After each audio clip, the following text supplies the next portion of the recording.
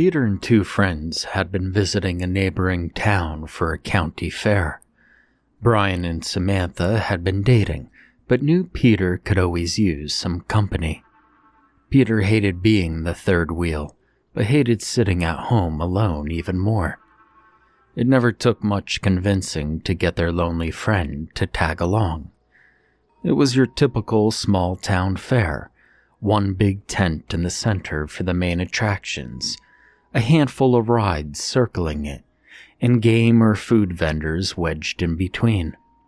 They all loaded onto a small cart that resembled a scaled-down roller coaster, and within 10 minutes, it was over.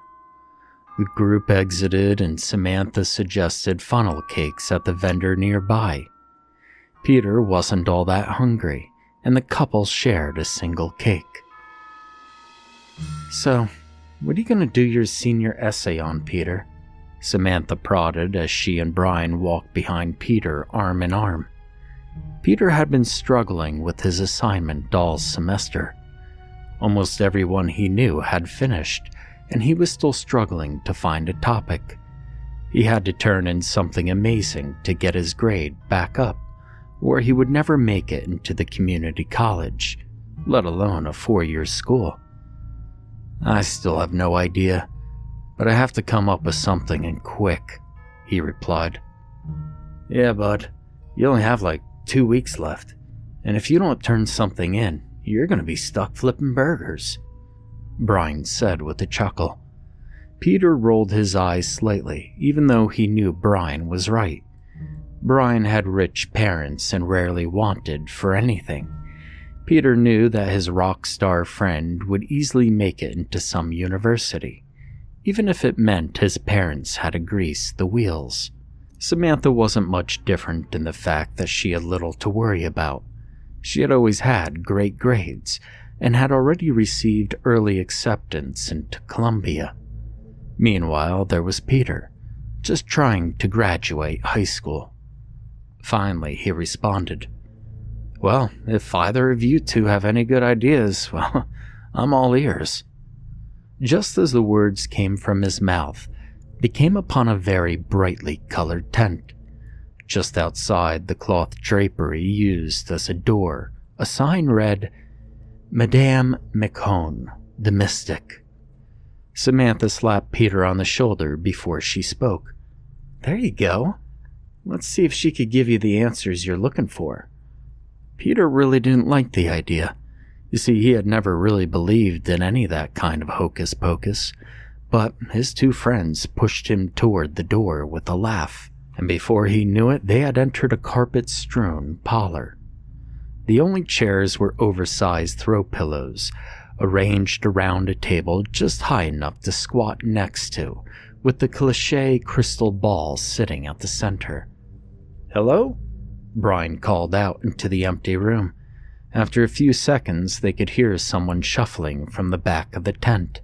A tingling could be heard with each step, and as the figure emerged from another veil, the trio noticed that she was shakily carrying a saucer with a tiny cup of tea upon it.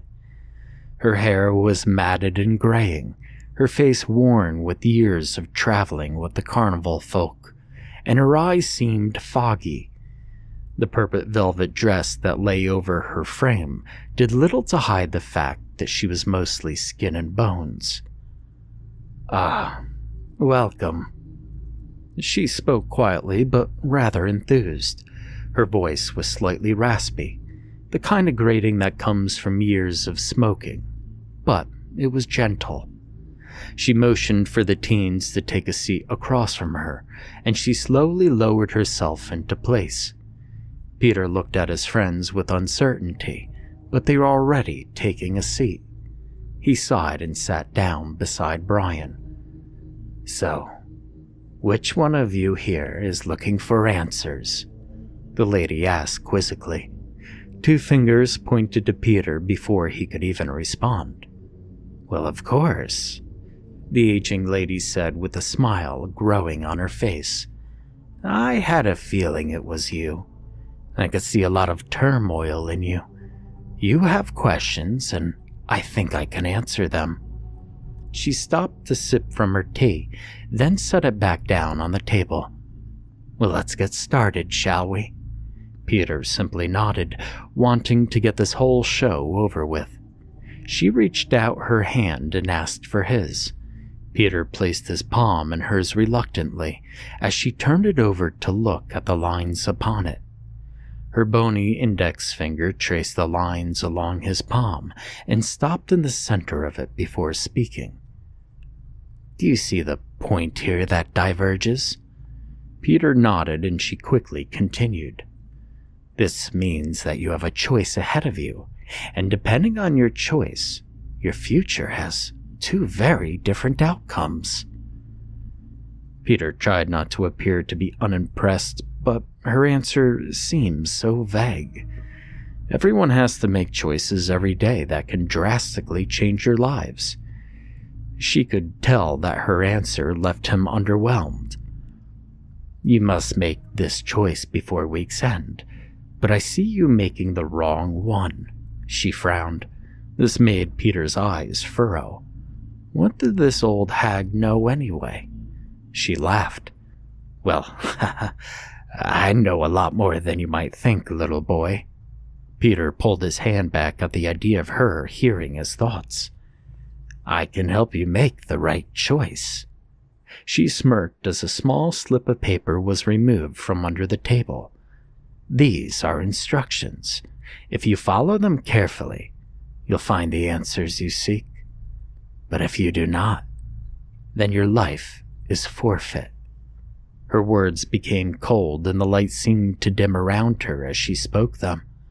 Peter took the piece of paper and almost unfolded it before the crone placed her hand over it and said, "Not here, not now. You must be alone. The instructions are clear. Go now." They all stood up and Samantha asked what was owed for the reading. "You owe nothing. A debt was made and a debt is paid.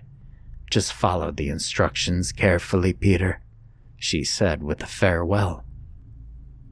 Later that night, Peter sat, legs folded over one another, at the center of a dusty wooden floor. Light from the full moon filtered through the sepia-tinted window a few feet above his head. He had not set foot in this attic space since he was a boy. It had been a place of fear for him, even now. This is the reason he chose it for this ritual. Slowly an image in black was scrawled across the splintered boards. A circle at first, and then two triangles sat upon their head, creating a mirror image of each, and appeared to connect into an X. The outer vertices would be connected by waved lines, and a straight line would bisect the two triangles. The bisecting line would extend out and form crosses on each side, and another cross would drop down within the bottom triangle. Sat below the bottom triangle would be two right triangles pushed together to form an isosceles. Each ending line would then have a circle at its peak.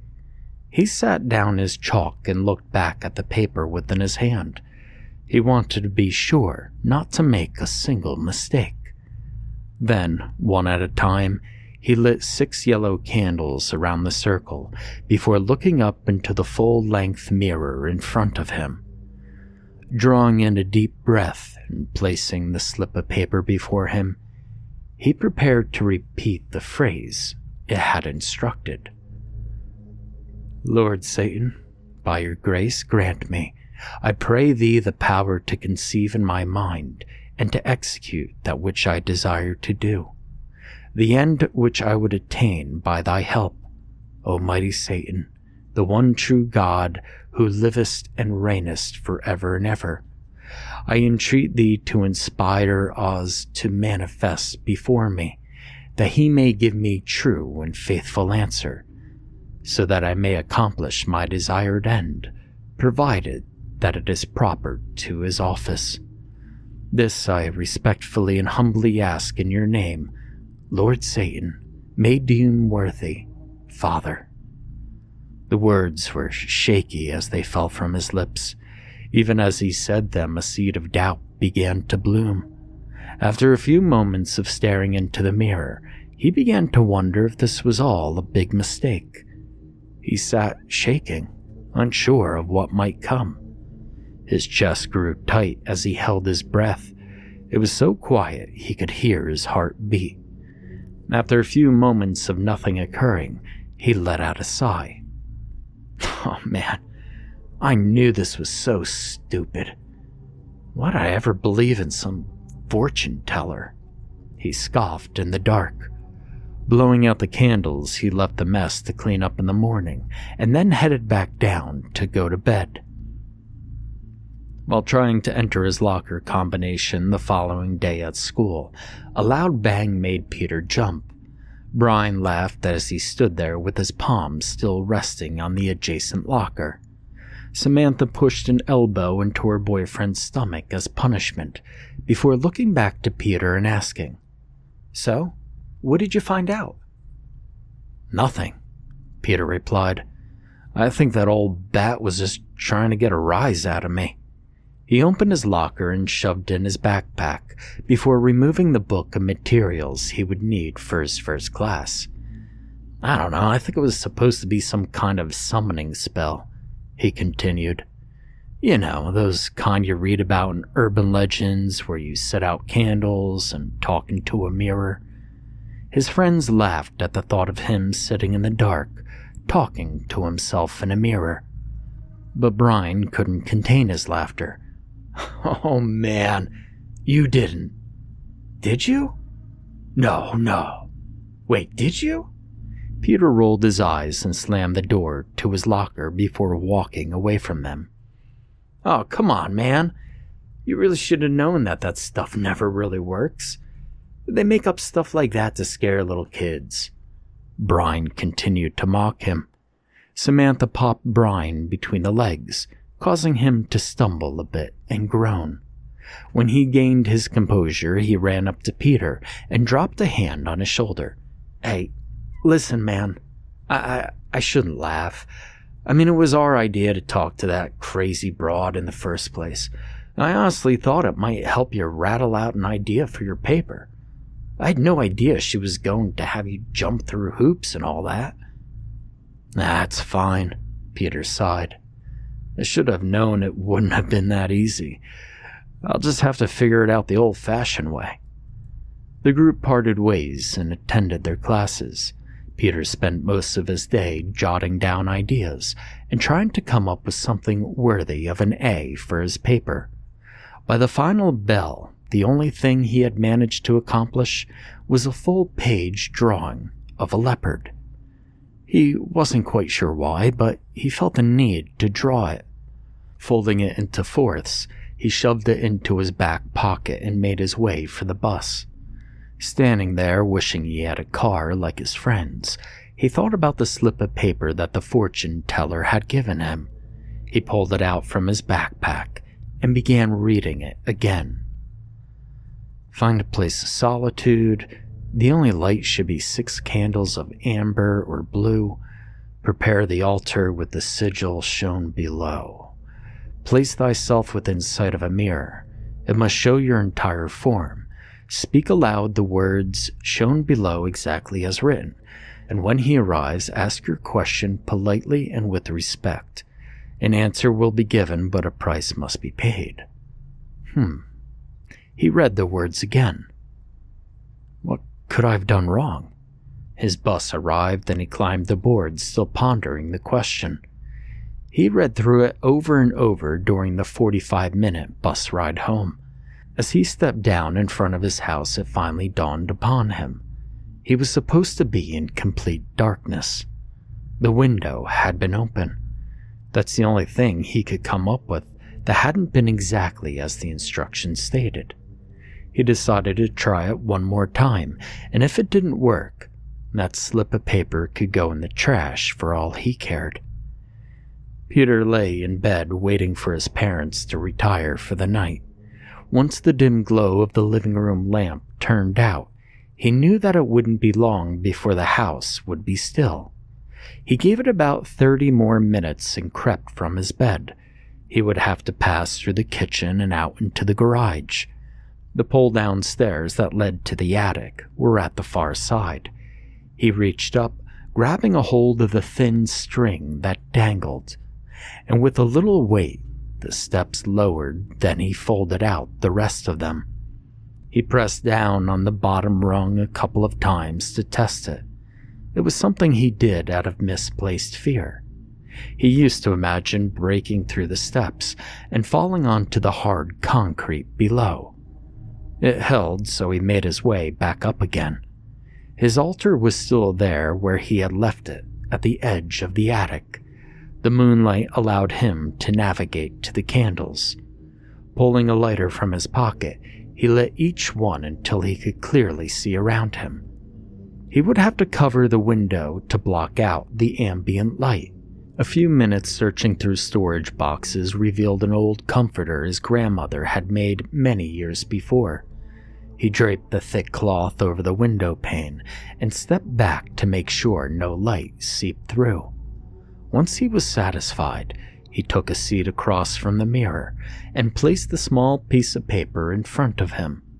Once again, he recited the prayer that had been given to him, and he waited. Peter was almost ready to give up when he heard a low, creaking noise. It sounded as if it was coming from the stairs to his right. As he squinted his eyes to see clearer in the dark, the door to the attic rose and slammed shut. He almost fell backwards when his body jolted in surprise. That door was heavy, and to close it properly, the bottom rungs would have to be folded up.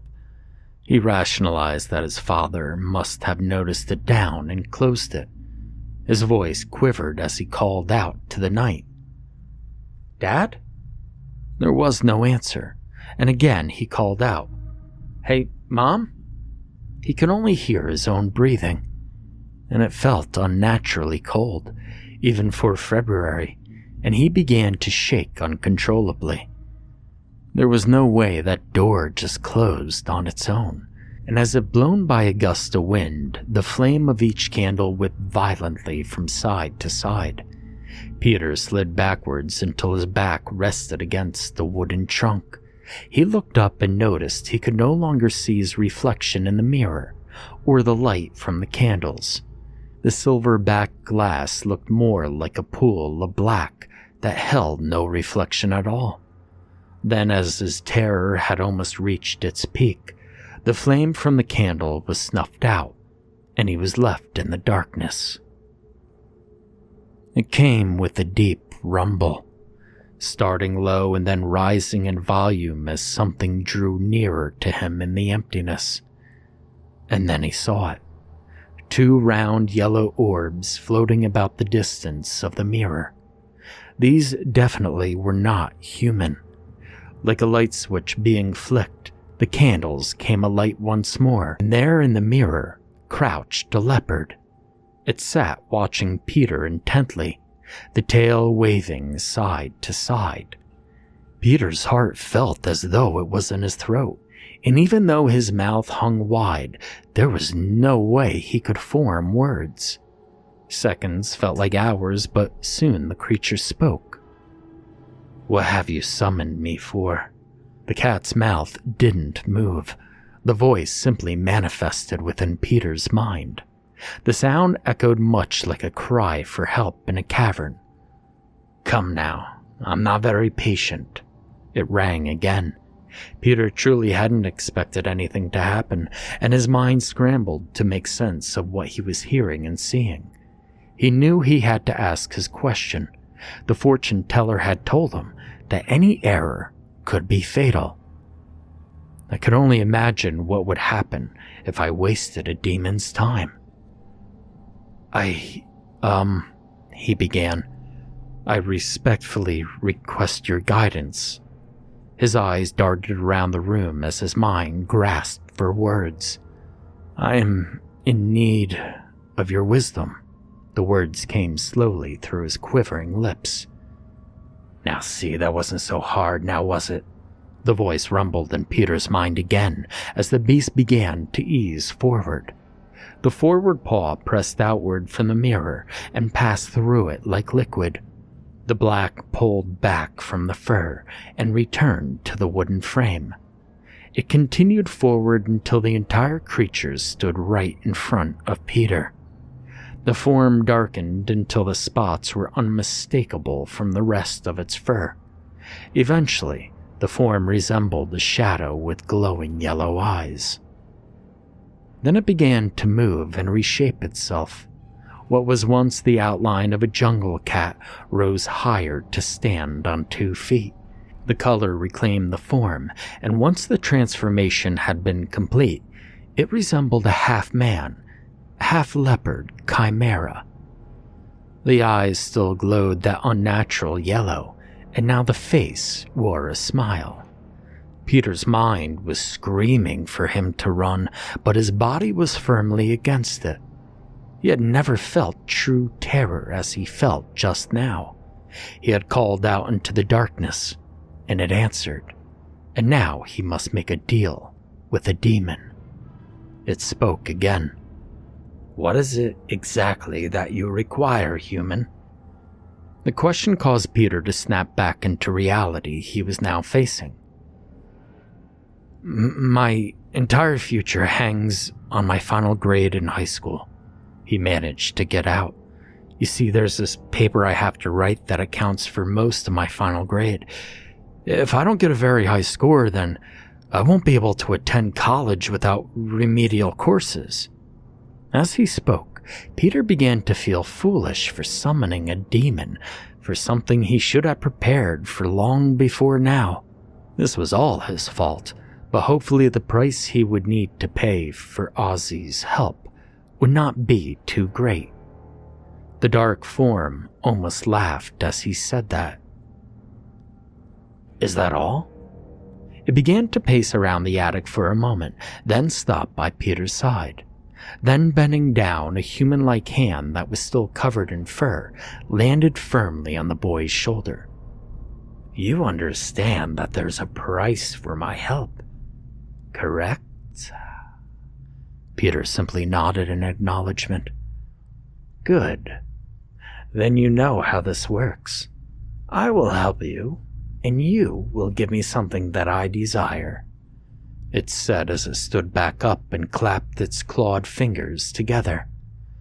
Peter quivered. The whole room felt as though it wasn't even on Earth anymore. He felt as though it was simply himself and the demon.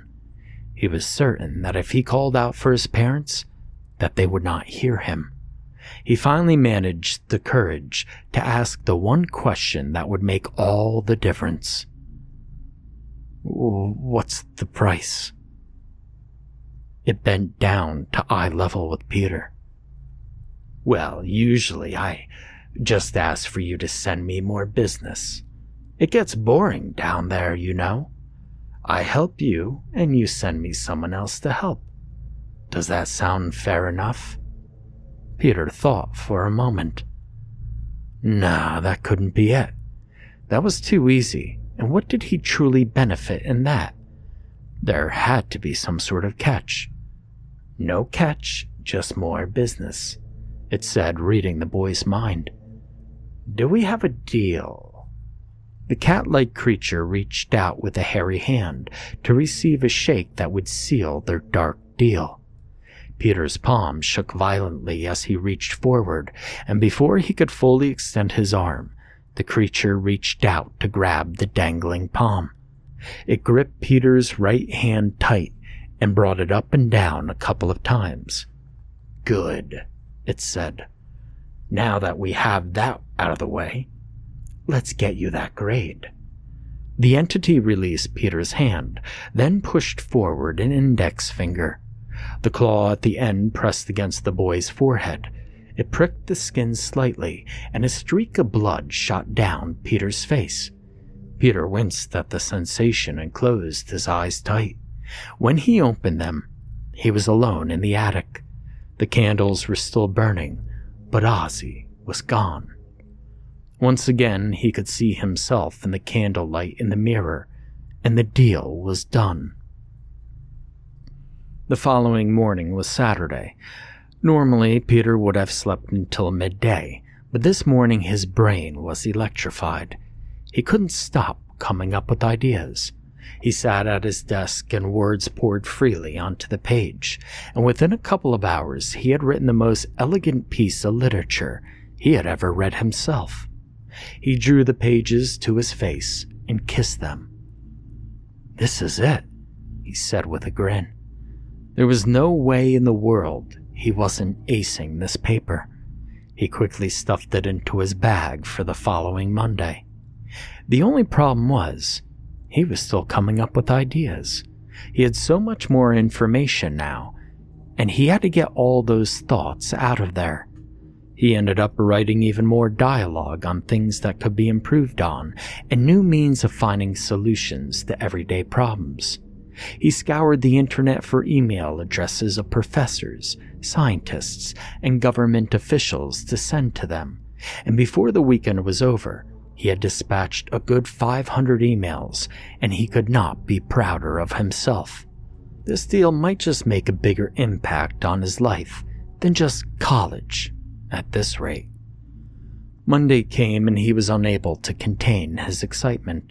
He raced to his English teacher's room and handed her the stack of pages with his new knowledge inside. Her eyes were wide at the sight. Peter had never turned in something so elaborate. Peter couldn't help but smirk as he made his way back into the hall. He stopped at his locker and shoved his whole bag inside. He wouldn't need his books today. He had already read them during his breaks from writing emails. All the information was there, and he could recall it at any time. As he closed the locker, he noticed Brian and Samantha a few feet away. He stepped over, and with a cheesy grin, he said, "It worked." "What worked?" asked Samantha. Brian also had a look of curiosity on his face. "The spell," Peter replied. "I tried it again, and I asked it for help on my grade. And it worked. My mind is so full of stuff, man, I couldn't stop writing."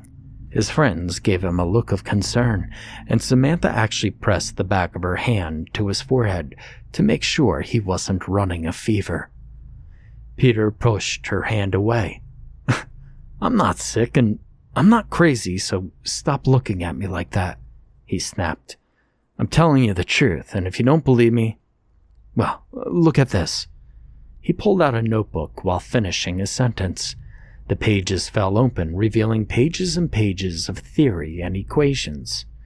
They both stared for a moment as Peter turned each page. "Peter? Dude, if this is some kind of joke, it's really not that funny," Brian remarked with a frown. They both walked away completely unamused. Peter wasn't bothered, though. He had finally completed his paper, and he wasn't going to be stuck at some fast food joint earning minimum wage. He continued on his day, and each assignment was much easier now. He had not a single worry anymore. He was set for life. That is, until he re-entered his English class later that day. As soon as he walked in, his teacher asked to speak to him. Peter was pulled out into the hallway where he was met by the principal. As the door shut, his teacher explained that there was no way in this world, or any other, that the paper he submitted could have been written by Peter Kennedy. The principal looked over the pages. His teacher also handed over a sample of Peter's earlier works to compare it to. Peter could tell that this would not end well. Even with all his knowledge, everyone couldn't possibly believe him. Peter was accused of having someone else write his paper. They had no actual proof of who might have gave him assistance, but they were sure this couldn't be his work. He was given the rest of the week to come up with an original essay, but if he couldn't, not only would he not graduate, but the cheating would be left on his scholastic record. The only thing he could think of was to write a paper that was good enough for an A, that wouldn't appear too good to be his work. Once he arrived home, he went straight for his desk again. The task seemed almost impossible as writing a good paper before all the knowledge had been bestowed upon him. He strained to weaken down his points and draw back on facts that filled his mind. It took him the whole night to get something that might pass as his own, and he only hoped it was enough. When he arrived in class the following day, he laid the paper down on his teacher's desk and faked an apology. She lifted the pages and began reading. This must have been more appropriate because she simply asked Peter to take his seat. The day ended without further incident, and Peter hoped that this would be the end of his failings. But he would be wrong. When he arrived, there were multiple black SUVs parked at the curb. 2 men stood at each of them, and one was at his door. He was speaking to Peter's parents and asking for their son's whereabouts. His father pointed out to the road where Peter stood astonished. The man in black motioned to the others, and they approached the teen. Soon he was escorted into the back of one of the vehicles, and even though his parents protested, there was little that they could do. Peter was being taken, and none of them knew where. A cotton sack was placed over Peter's head, and he could feel the pressure of something metal, presumably a pistol, pressed into his side. It felt like hours before the vehicle stopped and the men removed Peter from the back seat. A hand on each arm directed him where to go. A metal door creaked open and all of them entered, and after a few minutes of walking, they began to descend a set of stairs. Peter could see the light from the lamps above him in 10-foot increments, but nothing else. And before long, he was pushed through another door and forced to sit down upon a chair. The bag was fully removed, and he found himself sitting at a large rectangular wooden table. He had seen enough police shows to know that this was some sort of interrogation room. It was complete with a camera and 2-way mirrors. The man that had escorted him from his home sat across from him with a manila folder filled with pages and photos. There was nothing particularly striking about his abductor. Black suit, black tie, white button up below, and slick back hair. "I'm Special Agent Poulsen," his words finally breaking the silence. "I'm with the Department of Homeland Security." The agent slid the file to the right slightly and continued. "Do you have any idea why I might want to speak to you, Mr. Kennedy?" Peter was very confused, but with what he had experienced in the last few days, nothing would truly surprise him. "No?" the agent mocked. "What about all these emails you distributed?" A photocopy of a few of the emails was slid across the table. "We aren't quite sure where you got all this information from, but you won't be leaving this room until you tell me." He quipped and sat back into his chair with hands folded together. Peter could tell he was in deeper trouble than even his new intellect could drag him out of. There was no way to logically explain how he knew the things he knew. First, it was his paper, and now he could possibly spend the rest of his life in jail. This wasn't at all what he expected when he made that stupid deal. The deal. The idea was crazy, but it just might work. He closed his eyes and began to repeat the demon's prayer. "Lord Satan, by your grace grant me, I pray thee, power to convince in my mind and to execute that which I desire to do, the end which I could attain by thy help, O mighty Satan, the one true God who livest and reignest forever and ever." He spoke quietly. "Excuse me, son, but I don't think you understand just how serious this matter is," the agent said as he leaned forward, placing his hands on the table. Peter ignored the man as he completed his chant. "I entreat thee to inspire Ozzy to manifest before me, that he may give me true and faithful answer, so that I may accomplish my desired end, provided that it is proper to his office. And this I respectfully and humbly ask in your name, Lord Satan, may deem worthy." Father." The room went dark. The air became frigid, and everything came to a halt. The agent before him stood motionless, as if someone had hit the pause button on time, and then from the mirrored glass behind Peter came the demon again. It approached the boy and placed a paw on Peter's shoulder before speaking. "So, how are things going, my boy?" "You know very well that this isn't what I intended for," Peter said with a grimace. "Hell, at this rate, I'll be lucky to live a free life, let alone ever see college." Peter stood up and waved his hand around the room and yelled, "Do you see where your help has landed me?"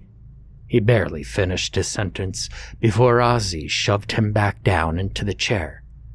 "Now listen here. You should watch your tone when speaking to me. I gave you exactly what you asked for. It isn't my fault in the slightest that you misused the gift that I gave you." Ozzy growled and lowered those yellow eyes to Peter's face. "Besides, you still owe me, my boy. I arrived hoping you were ready to pay, but it seems you only want to complain." The clawed finger poked at Peter again. "Wait, no, Peter stumbled with his words. Ozzy was his only way out of this mess, but he would have to convince the thing it was in his best interest. "Actually, I did call. Yeah, I called to repay you," Peter smiled. "Not just one person, but several. I'm sure there are plenty of people here who would love to make a deal with you." The words came out as a plan began to form. "You know I like your style, kid, but they have to come to me themselves. Well, we just can't go roaming the halls offering up my services to everybody that we meet." The cat-like creature snapped. "No, Ozzy, no. Buddy, no. We won't need to do that at all," Peter smirked. "You just be ready, because here very shortly, you're going to have plenty of people to speak with." Ozzy rubbed his chin as he contemplated the idea. Then he agreed. There's just one thing, though, Ozzy," Peter interjected. "If I bring you more than one, then I should probably get something else in return as well." Peter felt a deep, bellowing laugh ring in his head. "Oh, I like you, kid. You're a real slick one," the demon replied. "And since I like you so much, I think I could come to terms with that. What else would you wish of me?" About an hour later, Peter stood in a large auditorium full of agents, government officials, and military personnel. Behind him, he had drawn a large sigil, to the best of his memory, upon a giant dry erase board. Below the symbol, he wrote the words to the prayer. "And so this is how I obtained all of my knowledge," the teenager said through a microphone. A murmur started through the crowd, and after a few moments, Agent Poulsen stepped over to Peter. Poulsen grabbed the boy's arm. "Is this some kind of sick joke? Do you realize that you'll never see the light of day again if you can't give us a real answer? You understand that, right?" Peter pulled away from the man. "Trust me." Then leaning back into the microphone, he spoke again. "If the men stationed around the room with candles could light them for me, please." Agents around the room flicked their lighters, and soon there were candles burning all around them. "Now, please, repeat the words I have written here, and then you'll have all of your answers," Peter said with a smile. The room became a cacophony of voices. They all spoke the same words, just slightly out of sync.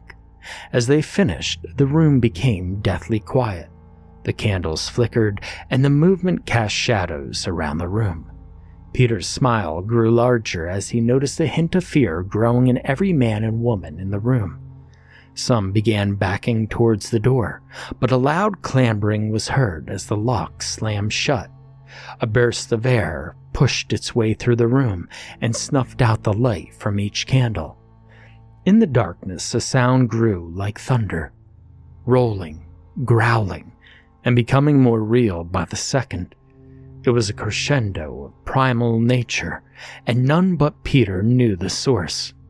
He could hear some of the people crying in the distance, while others fought to open the doors. Then, within the middle of the crowd, a scream rang out, and they all moved back from it. There, amidst them, stood Ozzy, his eyes the only light remaining in the room. "Thank you, my boy," the being said with a smirk. "Now to keep my end of the bargain." Ozzy pointed toward the wall behind Peter.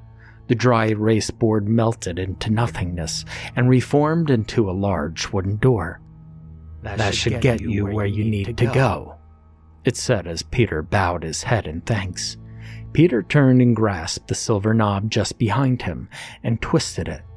Cold air rushed in around the frame as he opened the door. As he stepped through and began to pull the door closed behind him, he could hear Ozzy begin his proposal to a room full of horrified people.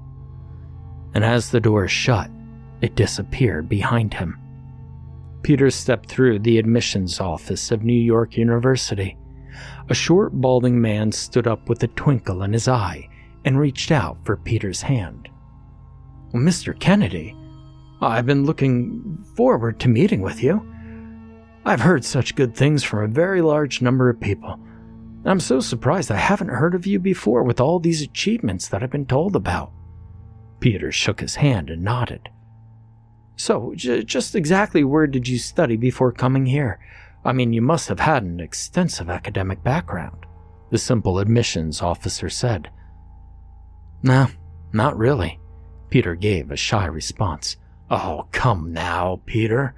With all these studies that have been sparked from your research, well, you had to learn it all from somewhere." The man's voice became excited. "Well, I mean, if you really want to know where I got all my answers, I could show you." Peter smirked.